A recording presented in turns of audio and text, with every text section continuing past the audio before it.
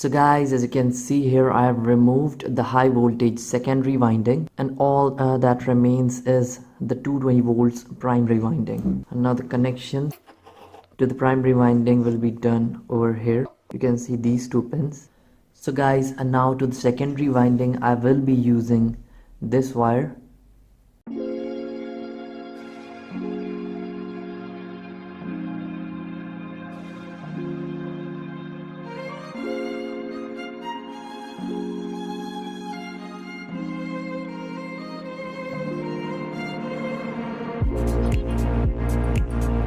Okay, so guys, here as you can see, I have done the secondary winding of the microwave transformer, and here I have given around 12 turns to the secondary.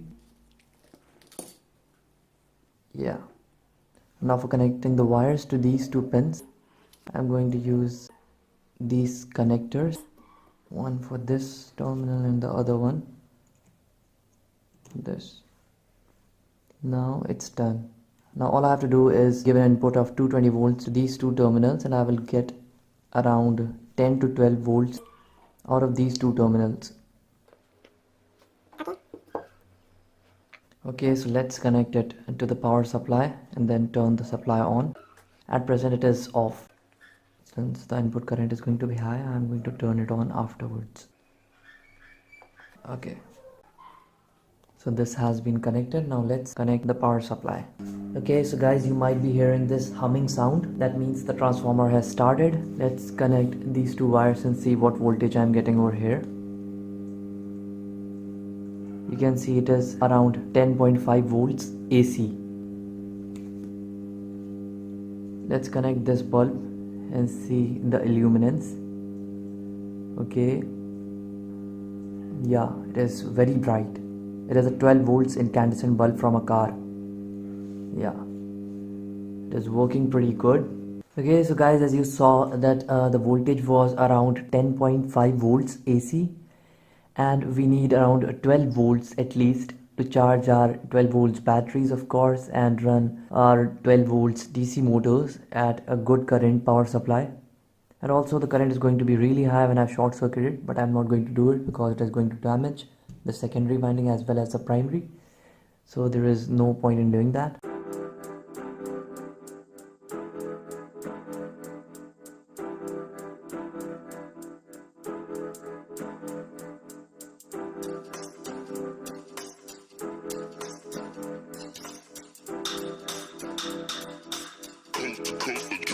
Next level.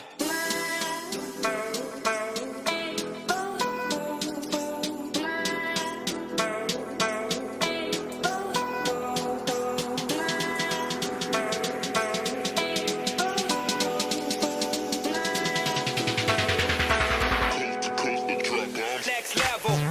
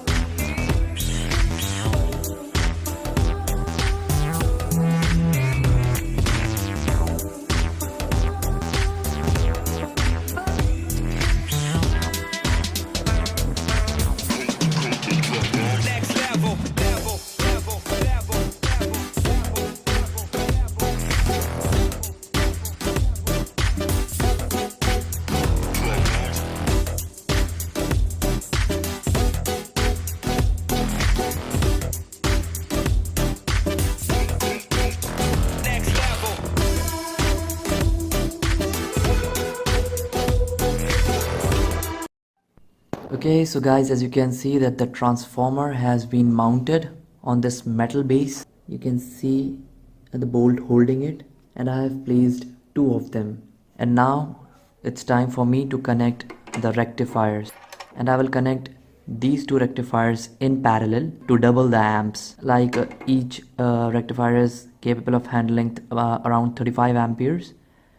So I will connect them in parallel to make it up to 70 amperes for continuous current, and their maximum current handling capability for a certain period of time is up to 400 amperes, which will become 800 amps in parallel. Although I'm not going to get 800 amps with this wire, but still it's for the rectifier and its capability.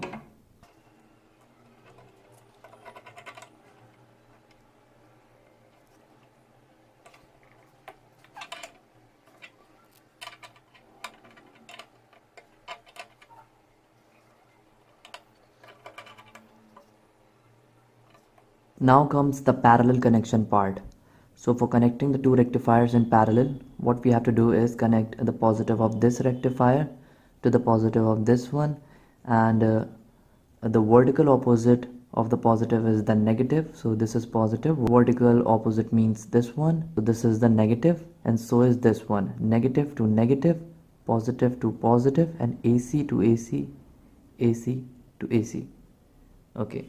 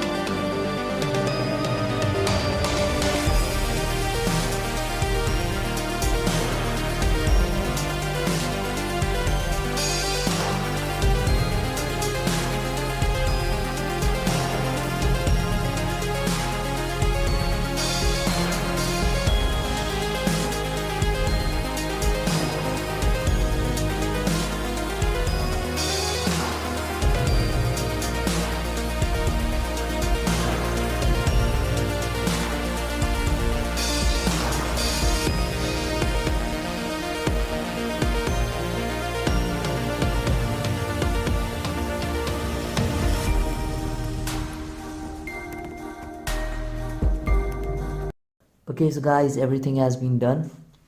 The rectifiers have been connected in parallel, and the output from the rectifiers have been connected to this capacitor to improve the DC line, and the overall output of this transformer has been converted to DC and is coming out at these two wires. The red and white one is the positive, the black and green one is the negative. Let's turn it on.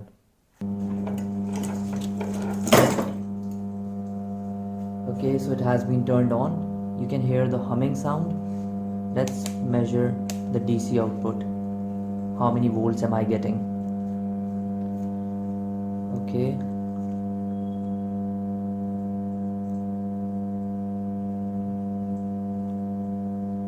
$17.96.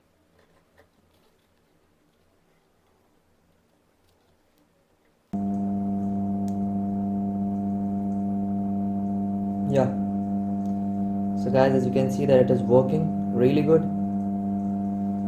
but the only problem is that the output voltage is 18 volts and we need 12 volts to charge our batteries and run our 12 volts motors and all. And there is one more thing that I would like to share with you is the heating problem with the microwave transformer. It heats a lot more than our usual transformers like from UPS or other step down or step up transformers. These microwave transformers heat a lot more than usual because of the low number of turns and thicker wires in the primary winding, because of which there is a lot of drop, and the primary winding is usually of aluminium. So guys, I would also recommend you to use an additional cooling fan for this transformer. Okay, yeah, because it heats a lot. Now even though the supply is 18 volts at present, still I'm going to connect the 12 volts DC motor. I believe those motors can easily handle that much higher voltage. It is not a very high voltage exceeding the rated, but still it should adapt it. So first I'm going to use this 64 amperes 12 volts DC motor. Okay, 12 volts Denso. You've already seen it in my previous videos. Okay, so one of the wires has been connected. Now I'm left out with these two wires. Now after I turn on the supply, then I will touch this wire to this one and it should start running. Okay, so let's do that. Okay, yeah, it is running very fast, and I believe this chuck has come out because of a very high RPM. Yeah, let's run it without that. Okay,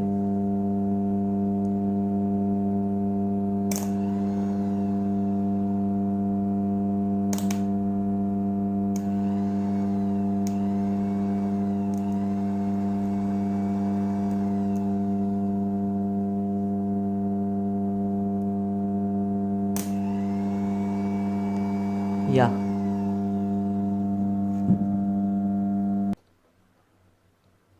Yeah, the primary is really hot. I can't keep my hands on it for a longer time. Yeah, it is very hot. So guys, this was the 64 amps DC motor. Now I'm going to get on with this starter motor for motorcycle. Now the capacitor is already charged to 18 volts. I can short it all, or I can also leave it unshorted. Because the voltage is only 18, so it is not going to do any harm. So same with this one, I have connected one wire. After I have turned on the supply, I will connect this to this. Okay,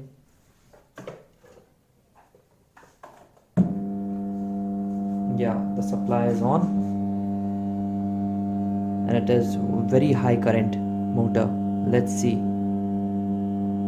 Okay, get ready. I'm scared too.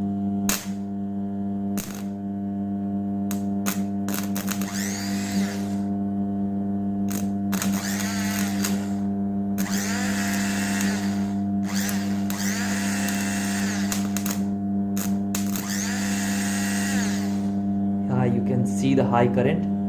The current is really high, and that current was really dangerous. I believe the windings must be really hot. Yeah, they are very hot at present, because this motor almost shorted the secondary high current winding, which is also hot. So I would highly recommend you to use a BLDC fan to cool up this transformer, because it heats up a lot after continuous usage, and you don't want to melt the insulation of the primary winding. Like the secondary is already covered with this thick wire, but the primary insulation is very less. It can handle at the most around 200 degrees centigrade. So yeah, I would recommend that. Okay, so guys, that would be all for the part 1 video, and in the next part I will show you how to get the output voltage of only 12 to 14 volts, which was our main objective. So thank you so much for watching this video, guys. Please hit like and don't forget to share and subscribe. Thank you.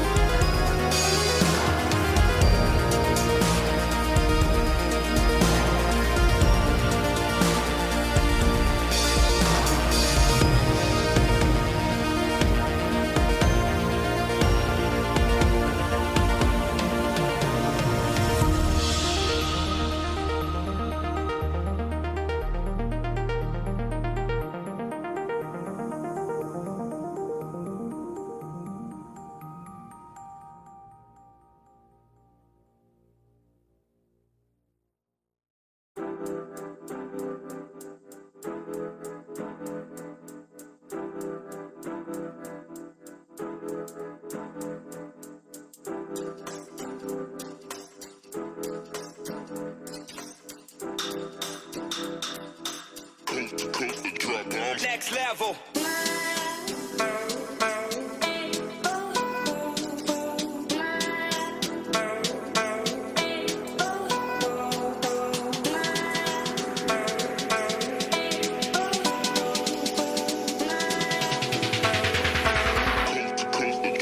Next level.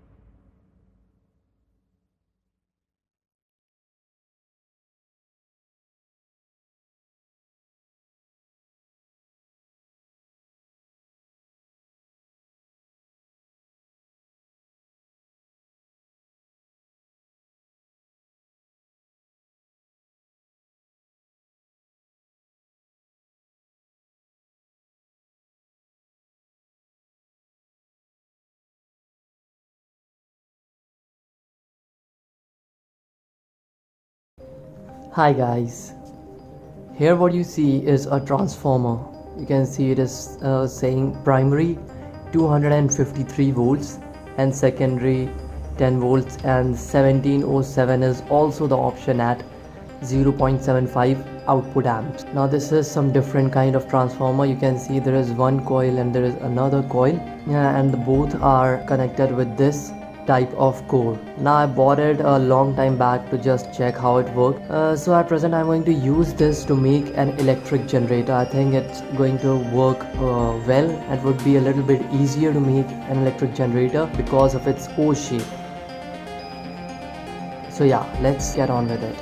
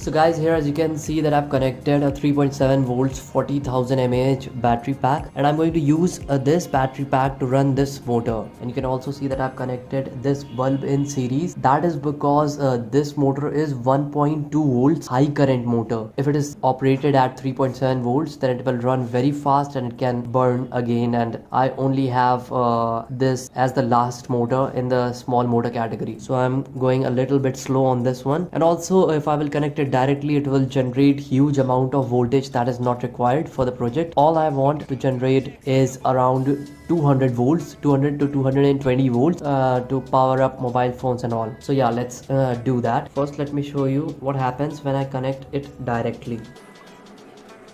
So you can see that one terminal of the bulb has been removed. Now I will connect it to the motor speed. Wait. Yeah. Okay, once again. Yeah, you see it's running very fast, and also it is going to come out. It's not designed to run at 3.7 volts. It's almost, yeah, it is more than double the voltage because it runs on 1.2 volts. It can damage the winding as well as itself. So for that reason I connected a bulb in series. So guys, here as you can see that the current intake of this motor is so high that it is glowing up this car indicator bulb. It is 24 watts and it is glowing. So yeah, let's test the voltage by connecting a multimeter over here. Yeah, I think this is fine. Yeah, now it's fine.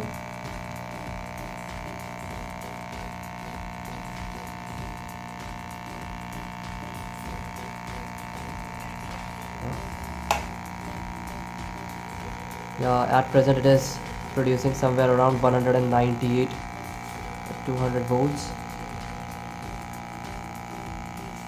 Yeah, I think it's enough to start.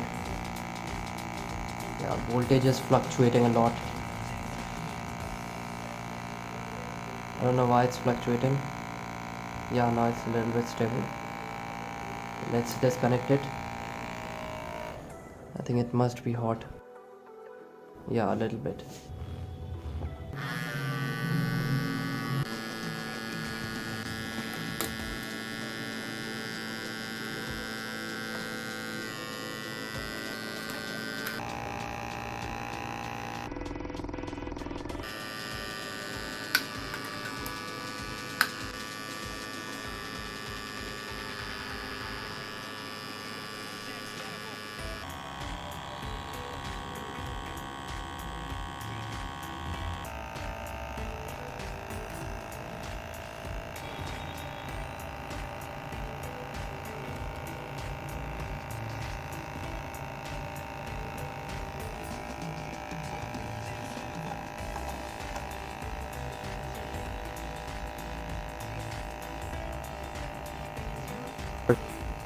Hey guys, don't forget to subscribe my channel and hit that bell icon for similar video notifications. Also, do comment on what else you would like me to add to this present video. Best regards, Electron.